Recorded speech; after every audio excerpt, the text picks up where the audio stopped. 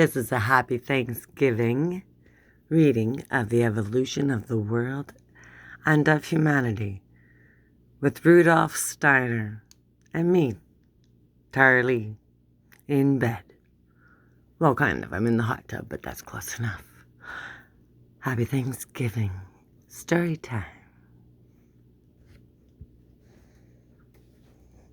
This is a cycle of lectures by Rudolf Steiner entitled The Evolution of the World and of Humanity, given in Penmanbar, England in 1923. This is lecture 1, given on the 19th of August, 1923.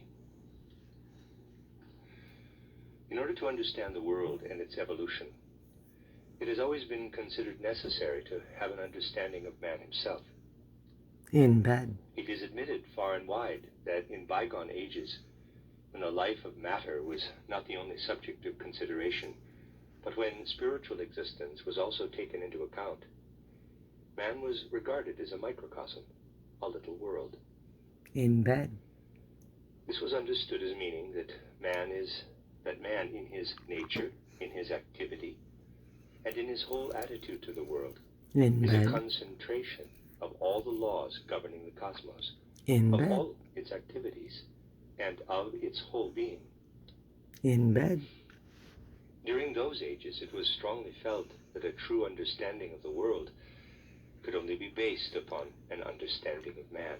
In bed. If, however, we desire to be truly without prejudice, we are immediately confronted by a difficulty. In bed. When a man tries to acquire self-knowledge, which alone can give a true knowledge of man, In bed. he is immediately confronted by the greatest of all riddles, In bed. and after some time spent in self-observation, In bed. obliged to admit that his own being, as it appears in the world which his senses reveal as encompassing him, does not appear in its fullness even to his own soul, In to himself. bed. He must admit that a part of his being is concealed. The ordinary physical development remains unaware of its existence. In bed. Thus, the man who desires a real knowledge of the world is confronted with the task of first developing his own being, In and of bed. finding his true being through self-knowledge. In bed. A simple reflection will prove that a man's true being, his inner activity, his personality, his individuality, cannot be present in the world, which, according to the evidence of his senses, is all around him.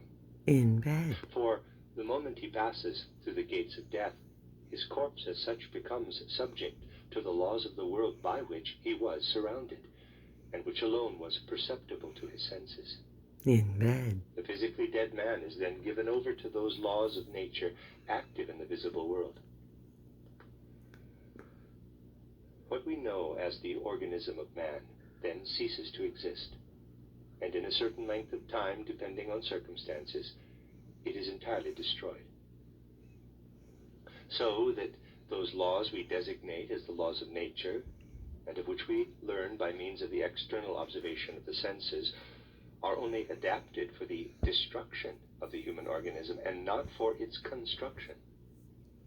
We must therefore seek for these laws, for that activity which in the earthly life, from birth to death, indeed from conception to death, battle against the laws of decay. Every moment of our life we are occupied through our inner human nature in fighting against death. In bed. When we look around us in that part of the world of sense which is alone comprehensible to man, the mineral, lifeless world, we find it governed by the forces which mean death to man. It is a delusion on the part of the modern scientist to believe that he can grasp the nature of plants by means of the laws governing the outer world of sense. He will never be able to do so. It will never be possible to comprehend the plants, and though we may cherish the possibility as an ideal, we can never investigate the plants, still less the animals and physical man, by means of the laws active around us in the external sense world. We, as earth beings, between conception and death, are in our actual inner condition at war with the laws of nature. If we really wish to rise to human self-knowledge, we must investigate that activity in the human being which wars against death. In bed.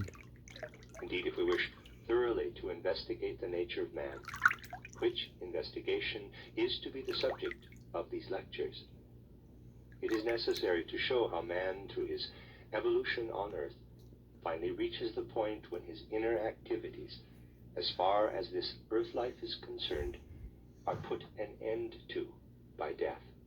In Death bed. gains the victory over the hidden battling forces. This is just mentioned to show those present the trend of these lectures, for the truth of what I am stating will only be proved in the course of several lectures.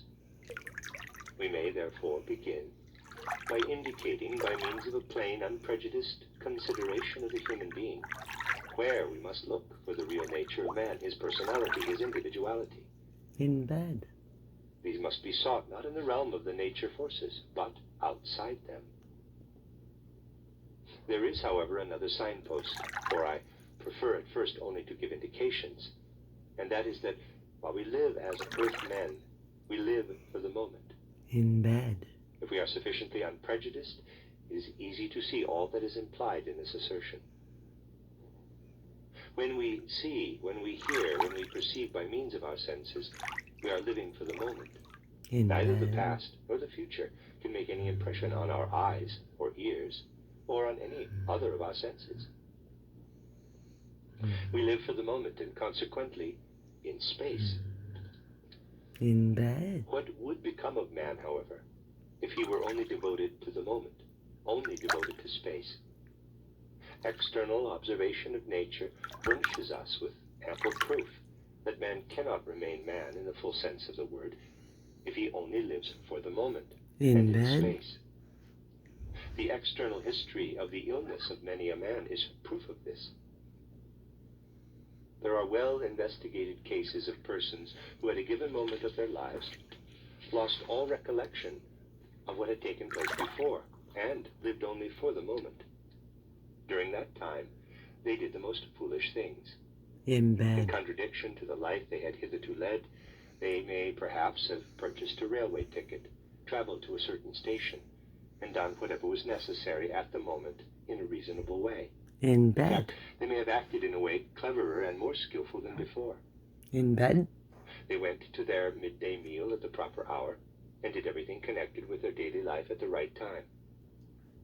When they reached the last station for which their ticket was available, they may have taken another, which perhaps did not correspond with the first journey. In this way, they may have wandered about for years, until at last they reached some place in which they did not know where they were. Everything up to the time of taking the first ticket, or even leaving home, is completely blotted out of their consciousness. Their memory only extends to the intervening time. In bed. This puts their soul life and all their human life on earth into a state of chaos. They do not feel connected with their whole being as they used to do. In bed. Formerly, they always lived for the moment and could always direct themselves aright in space. Now they have lost the inner sense of time. They have lost their memory. In bed. The moment a man loses the inner sense of time, the real inner connection with the past, as regards this earth life, his life becomes chaos. Merely living in space does not suffice to make his whole being healthy. In other words, a man in his senses always lives for the moment. In And bed. though in certain cases of illness he may sever his life from space and from the moment, yet at such times he is not a human being in the full sense of the words. In bed. Our attention here, directed to something in man which is withdrawn from space and belongs only to time. So that we may say that while the experience in space is one with the experience in time, which must ever be present, for memory must bring the past into the present if a man's whole being is to be complete. Man's presence in time is an unavoidable necessity, something which he cannot be without. In bed. Yet, as regards the past, time is never with us at the moment. In order to experience time, a man must bring it into the present. There must, therefore, be in man forces for the preservation of the past, forces which do not come from space, and which cannot, therefore, be regarded as laws of nature active in space, for they are outside space. In bed. These are the signposts pointing to the fact that if, in seeking knowledge of the universe, we take man as the central point of study, and thus start from a knowledge of self, it is above all necessary to look into oneself for what constitutes man, a being in the life of space, that life which is the only one of which the senses can speak. In bed.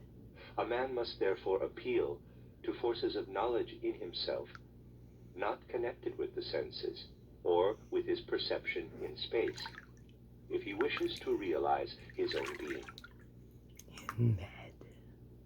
Particularly at the present time in man's evolution, when natural science in so very significant a way points to the laws of space, the real being of man, for reasons which will be made clear in the course of these lectures, is on the whole lost to human observation.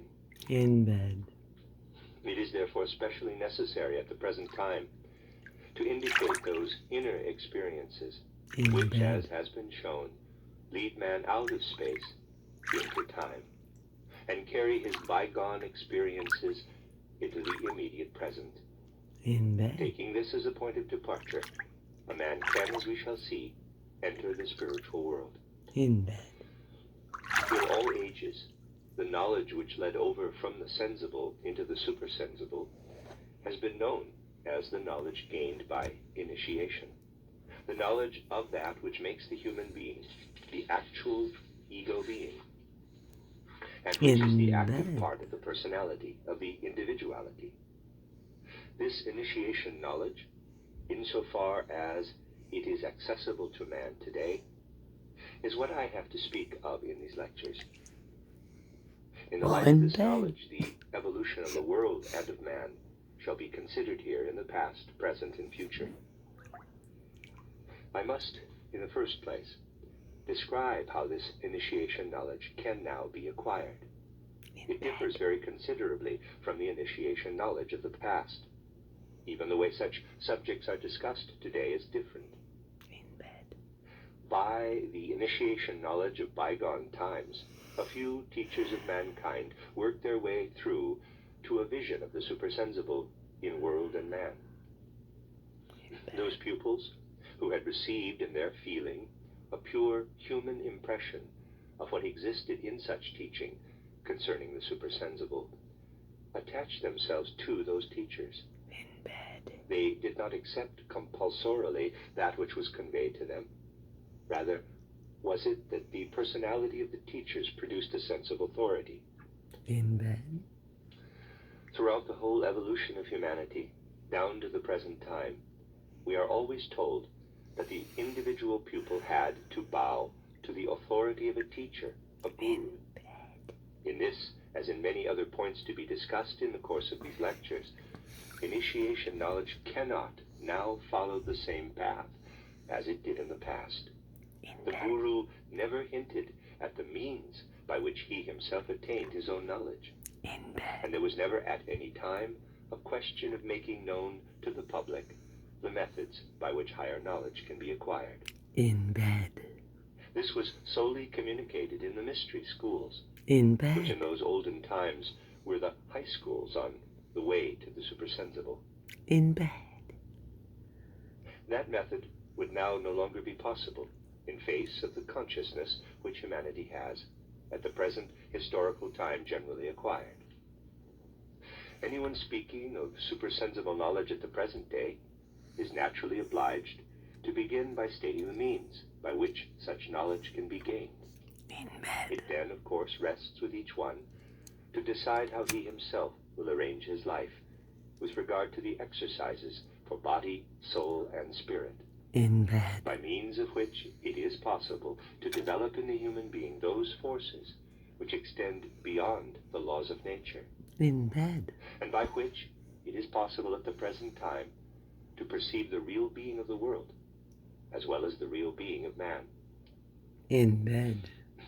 These lectures will therefore follow the obvious course, in that I will begin by giving a few indications of the way in which present-day man can acquire knowledge of the supersensible. In bed. We must begin with man himself, In and bed. the position he has assumed in life, on earth, in space, and in the present moment. In bed. Man in soul and body, as an earth being, I say this deliberately, is threefold. He is In bed. composed of a thinking, a feeling, and a willing nature. The human being's share in earth life includes all that lies in the sphere of thinking, feeling, and willing. In bed. Let us first consider the most important section of man by which he plays his part in earth life, and this undoubtedly is his life of thought. For In this bed. thinking nature in man gives him that complete clearness of comprehension as regards the world, In which bed. as earth man he requires. In bed. Compared with enlightened thought, feeling is but dim and indefinite. And those profound depths in man's nature from which the will wells up are at present quite unfathomable as far as ordinary observation is concerned. In bed. Just consider how little will we make use of in the ordinary world, in our everyday experience. In bed. For instance, suppose you decide to move a chair from one place to another. First, you form the thought of moving it. Then in your mind, you see the act accomplished. The concept, once formed, then passes into the blood and muscles by some means of which you are completely ignorant. While in bed. What takes place in your blood, muscles, and nerves when you go across the room, lift the chair, and put it elsewhere, that too is part of the concept which you imagined. But In the bed. actual inner activity at work within your skin is a process of which you yourself are completely unconscious. In your thought, you could only foresee the result. The process of willing is therefore that of which we are least conscious in our waking activity. In bed. Of man's activity during sleep we shall speak later. In In bed. his waking activity, the will is quite in the dark. In fact, we know just as little of the translation of thought into will as in everyday life we know of what happens to us between falling asleep and waking. In bed. Or sometimes on a couch. Even while awake, we are asleep to the inner nature of our will. Our concepts, our thinking alone brings clearness to man's earth life. Feeling occupies a position midway between willing and thinking. Just as our dreams stand forth as indefinite, chaotic concepts, as a sort of half-sleep between sleeping and waking, so While does in our bed. life of feeling lie between willing and thinking, and is in fact a waking dream condition of the soul. In bed. Yet man's concepts, his thoughts, are what we must regard as his clearest light. But how does man's thinking run its course in ordinary earth life? While in bed. In our whole human earth life, it plays an absolutely passive part. Self-observation can alone render us thoroughly honest as to this. In bed. From waking to falling asleep, man gives himself up to the outer world. He allows the impressions of his senses to have the mastery, and with these are connected our concepts. If we turn away from the sense impressions, or if they leave us, our concepts still remain within the soul. As time goes on, they change into memories. An honest self-examination, however, would compel us to admit that in the concepts which are the result of our ordinary life, there is absolutely nothing that does not come from the outer world, from the observation of our senses. In bed. If we investigate the contents of our soul in a conscientious and unprejudiced way, we shall find that in some way or other, they are all the result of external impressions. While in bed. In this respect, those mystics who do not probe into the very depths of their nature, I am only now referring to such, are subject to illusion. In They bed. believe that by a more or less dim inner training, they can attain inner insight concerning that higher divine nature, which is the very foundation of the world. These half or even quarter mystics often tell of an inner soul light kindled within them, or of what they may have perceived spiritually. In bed. A man who is really honest and conscientious over his self-examination will In not bed. fail to observe how many mystic visions can be simply traced back to external sense impressions, which in the course of time have undergone transformation. The following case may perhaps seem paradoxical. A mystic who has reached the age of 40, believing he has had a direct imaginative, visionary impression of, let us take a concrete example, say, the mystery of Golgotha, in which he saw this with inner spiritual vision, In bed. will feel very greatly uplifted To be inwardly. continued. But a